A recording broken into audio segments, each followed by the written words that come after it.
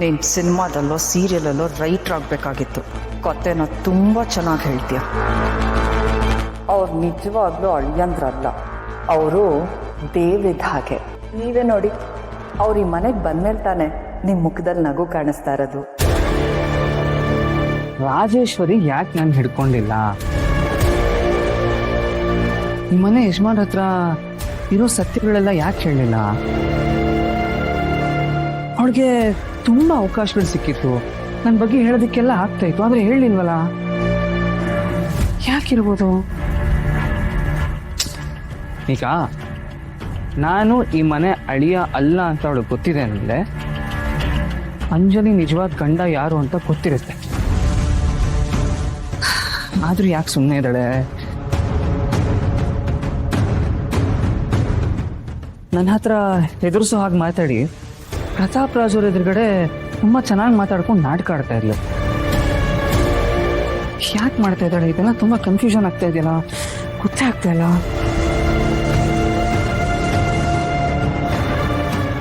Correct, ವಿಜಯಾಂಬಿಕಾನು ಹಿಂಗೆ ಮಾಡ್ತಿದ್ಲಲ್ವಾ? ಅವಳ ಮನ್ಸಲ್ಲಿ ಏನೋ ಒಂದು ಇಟ್ಕೊಂಡು ಎದುರುಗಡೆ ನಾಟಕ ಆಡ್ತಾ ಇದ್ಲು. ಎಲ್ಲ ವಿಷಯ ಗೊತ್ತಿದ್ರು ಯಜಮಾನ್ರಿಗೆ ಹೇಳ್ತಾ ಇರ್ಲಿಲ್ಲ.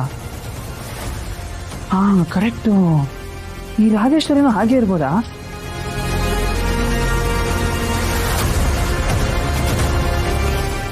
ಕುತಂತ್ರ ಮಾಡೋರು ಮೊದಲನೇ ಹೆಜ್ಜೆನೇ ಇದು. ಆದ್ರೆ ಪ್ರತಾಪ್ ರಾಜ್ ಅವ್ರು ಹಾಗಲ್ಲ. ಪಾಪ ತುಂಬಾ ಒಳ್ಳೆ ಮನುಷ್ಯ, ಒಳ್ಳೆ ಹೃದಯ ಇರೋರು. ಎಲ್ಲರೂ ಗೌರವ ಕೊಡ್ತಾರೆ. ಅವ್ರನ್ನ ನೋಡಿದ್ರೆ ನಮ್ಮ ಯಜಮಾನ್ರೆ ನೋಡ್ದಂಗೆ ಆಗುತ್ತೆ. ಅಷ್ಟೇ ಒಳ್ಳೆ ಗುಣ ಇರೋರು. ಅಲ್ಲಿ ವಿಜಯಾಂಬಿಕಾ ನಮ್ಮ ಯಜಮಾನ್ರಿಗೆ ದ್ರೋಹ ಮಾಡ್ದಂಗೆ ಇಲ್ಲಿ ರಾಜೇಶ್ವರಿ ಪ್ರತಾಪ್ ರಾಜ್ ಅವ್ರಿಗೆ ದ್ರೋಹ ಮಾಡ್ತಾ ಇರ್ಬೋದಾ? ಒಂದ್ ಕಡೆ ಅಂಜಲಿ ಅವ್ರು ಹೀಗಾಗಿರೋದಕ್ಕೆ ರಾಜೇಶ್ವರಿನೇ ಕಾರಣ ಇರ್ಬೋದಾ?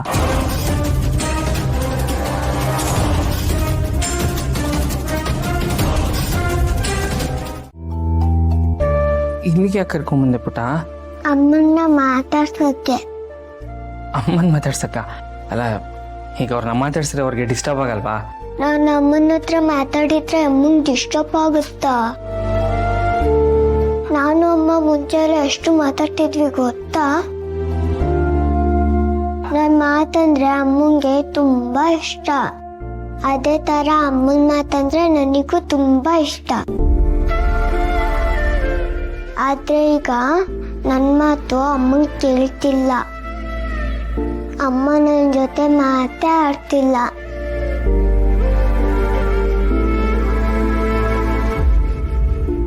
ಸರಿ,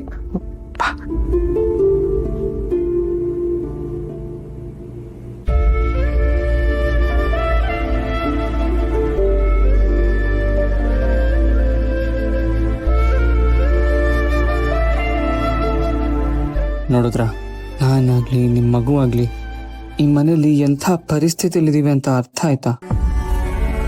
ನೀವು ಮಾತಾಡೋವರೆಗೂ ನಮ್ಮಿಬ್ರು ಸಮಸ್ಯೆಗಳಿಗೂ ಪರಿಹಾರ ಸಿಗಲ್ಲ. ನಾನಂತೂ ಹಕ್ಕಿದ ಮೇಲೆ ನಡೀತಾ ಇದ್ದೀನಿ. ಒಂದ್ ಹೆಜ್ಜೆ ಆ ಕಡೆನೂ ಇಡಕ್ಕಾಗ್ತಾ ಇಲ್ಲ, ಒಂದ್ ಹೆಜ್ಜೆ ಈ ಕಡೆನೂ ಇಡಕ್ಕಾಗ್ತಾ ಇಲ್ಲ. ಹೀಗೆಲ್ಲ ಆಗ್ತಿದೆ ಅಂತ ನಮ್ಮ ಮನೇಲೂ ಹೇಳಕ್ಕಾಗ್ತಾ ಇಲ್ಲ. ನನಗೂ ಈ ಮನೆಗೂ ಸಂಬಂಧ ಇದೆ ಅಂತ ಎಲ್ಲೂ ಹೇಳಕ್ಕಾಗ್ತಾ ಇಲ್ಲ. ನಿಮ್ ತಂದೆಗೆ ಪ್ರೀತಿ ಮಮತೆ ಎಷ್ಟಿದೆಯೋ ಕೋಪನೂ ಅಷ್ಟೇ ಇದೆ. ಈಗೇನೋ ನನ್ನ ಪ್ರೀತಿಯಿಂದ ಮಾತಾಡಿಸ್ತಾ ಇದ್ದಾರೆ. ಒಂದ್ ವೇಳೆ ನಾನು ಈ ಮನೆ ಅಳಿಯ ಅಲ್ಲ ಅನ್ನೋದು ಗೊತ್ತಾಗ್ಬಿಟ್ರೆ ಅವ್ರ ಕೋಪಕ್ಕೆ ನಾನ್ ಬಲಿ ಆಗ್ತೀನಿ. ಏನ್ ಯೋಚನೆ ಮಾಡ್ತಾ ಇದ್ದೀರಾ? ಡೋಂಟ್ ವರಿ, ಎಲ್ಲ ಸರಿ ಹೋಗುತ್ತೆ ಅಲ್ವಾ ಅಮ್ಮ?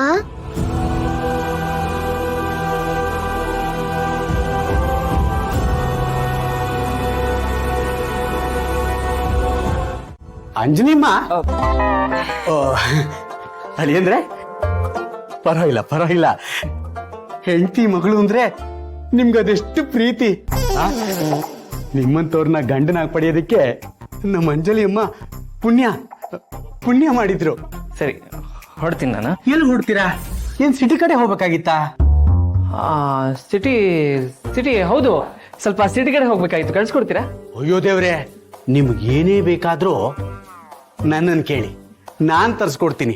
ಆದ್ರೆ ನೀವು ಈ ಮನೆಯಿಂದ ಹೊರಗಡೆ ಹೋಗೋ ಪ್ರಶ್ನೆನೇ ಇಲ್ಲ.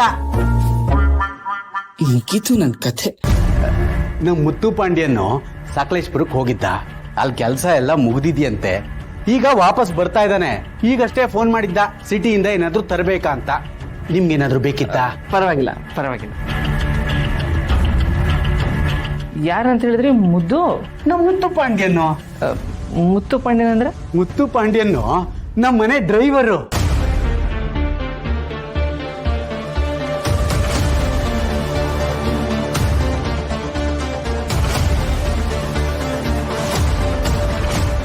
ಈ ಮನೆಗೆ ಕಾವಲ್ಗಾರ.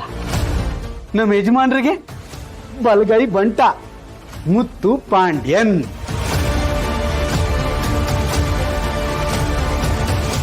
ಯಾವ ಮೇಕೆನು ಕೇಳಿ ಮಸಾಲೆ ಅರಿಯಲ್ಲ.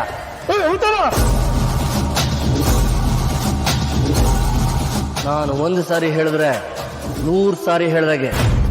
ಇವರು ದೊಡ್ಡವ್ರ ಮನೆ ಡ್ರೈವರ್ ಸರ್. ದೊಡ್ಡೋರ್ಗೆ ಬಲ್ಗೆ ಬಂಟ ಅನ್ಕೊಳ್ಳಿ. ಅಂದ್ರೆ ಬಂದೆ. ನೋಡ್ದ್ಯಾ ಪುಟ್ಟಿ, ನಿಮ್ಮ ಅಪ್ಪಂಗೆ ನಿಮ್ ತಾತನ್ ಕಂಡ್ರೆ ಅದೆಷ್ಟು ಭಯ ಭಕ್ತಿ ಅಂತ. ಭಯ ಭಕ್ತಿ ಅನ್ನೋದಕ್ಕಿಂತ ಹೆಚ್ಚಾಗಿ ಪ್ರೀತಿ ಪ್ರೀತಿ ಜಾಸ್ತಿ. ಓ, ಪ್ರೀತಿ ಅಂತಿದ್ದ ಹಾಗೆ ನೆನಪಾಯ್ತು. ನಮ್ಮ ಅಳಿಯಂದ್ರ ಅಸಿಸ್ಟೆಂಟು ಎಲ್ಲಿ ಹೋದ್ರು? ಈಗಲೇ ನೋಡ್ಬೇಕು. ಪುಟ್ಟಿ, ಇಲ್ಲೇ ಅಮ್ಮನ ಹತ್ರ ಇದ್ದು ಮಾತಾಡಿಸ್ತಾ ಇರು.